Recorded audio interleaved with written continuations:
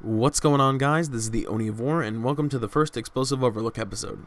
In this episode, I wanted to take a look at guest characters in fighting games, and how a good guest character can make a fighting game great, and others can be a waste of roster space. The reason behind why a guest character is in a fighting game could be for many reasons. Maybe it's for product, for example the agreement between Todd McFarlane and Namco for the use of Spawn in Soul Calibur 2. And the creation of the Soul Calibur figures through McFarlane Toys, or maybe to make the game more popular, like Sakura being a playable fighter in the Rival School series. Or even if it's just a wink to honor a gaming company, like Rash in the new Killer Instinct, honoring Rareware who created the first Killer Instinct. So when we think of a guest character, we think of a character who could best fit in the universe of the fighting game they are put in, and what franchise they are pulled from. Games that can use guest characters really well are titles such as Mortal Kombat and Soul Calibur. Both have had a recent history of putting in some well-thought-out guest characters such as the Predator in MKX or Ezio Auditore from Assassin's Creed and Soul Calibur 5. The reason for this is the way these characters are written into the fighting game universe. In the case of Mortal Kombat X, it's the way the story is told by the ending of Arcade Mode, when you defeat the boss with the guest character, and how the guest character's ending affects the Mortal Kombat universe as a whole. The same idea works for Soul Calibur, specifically Soul Calibur 2. When they added Heihachi Mishima from Tekken, Spawn from the Spawn comic series, and Link from the Legend of Zelda series. They wrote these characters specifically for finding Soul Edge.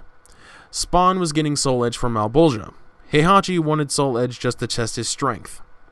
And Link was the Seal Soul Edge, affecting Hyrule as well as the Soul Calibur universe. Sometimes guest characters can be the fighting games themselves. What I mean by this is games such as the Marvel vs. Capcom series, the Smash Brothers series, and one that's not really official, which is Mugen, a free 2D fighting game which is community-made and involves thousands of different characters from different franchises. What these games have in common, however, is that both respectively deliver every character in a balanced way, with a massive amount of fighters within each roster, making these games fun for any fan of each respective franchise. But when there are good ideas, there are also bad ideas, which make a fighting game poor. An example of a bad fighter is someone like Box Art Mega Man in Street Fighter Cross Tekken. In general, I think guest characters for the PS3 version of this game were horrible, but among one of them takes the shitty cake, and that is the Box Art Mega Man. For one, his appearance in the game story is a complete waste. He is known as a digger, which means he digs up relics from the past so he hunts for Pandora's box. Or, for the sake of ease, we could just call him an archaeologist. But even though he's a joke character, he's a waste for this game. Even the reason behind him filling the roster was terrible. Yoshinori Ono, a game producer at Capcom, accepted him as a suggested character from the man who created Mega Man, and that's Keiji Inafune. But an important question I have is why? Why put a joke when you could have put the Blue Bomber himself, or any other character from Mega Man? For the sake of this video, I wanted to see what tier this asshat of a character was placed in, and he's not even on a tier list. But I digress.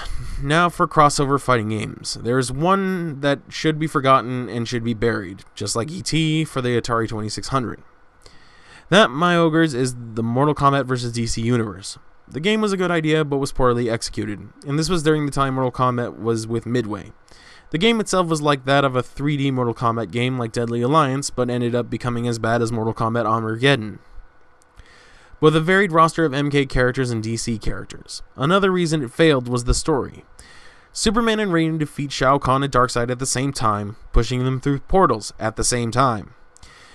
This causes them to fuse and become Dark Khan, which sounds like a really bad Dragon Ball Z fusion OC. This fusion causes its rage to pour into the characters on both sides, making them stronger through temper tantrums, and fusing both DC and MK's worlds together. Thus the characters fight one another thinking they are the bad guy, and in the end they figure out that neither of them are the bad guy, and beat the real bad guy.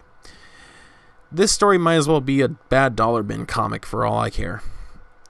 Even though some ideas are awful, this doesn't mean I think guest characters should just be taken out in general. I just think there need to be better ones in each fighting game. If you ask the fans of any video game or comic book, they could give you a laundry list of good ideas. And honestly, the fans know what they're talking about.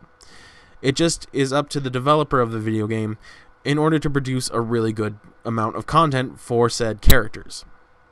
Anyway, guys, I hope you liked this Explosive Overlook episode. If you would like to see more, leave a like, comment, or subscribe. and thanks for the support. This is the Oni of War, and I will see you guys back on the battlefield.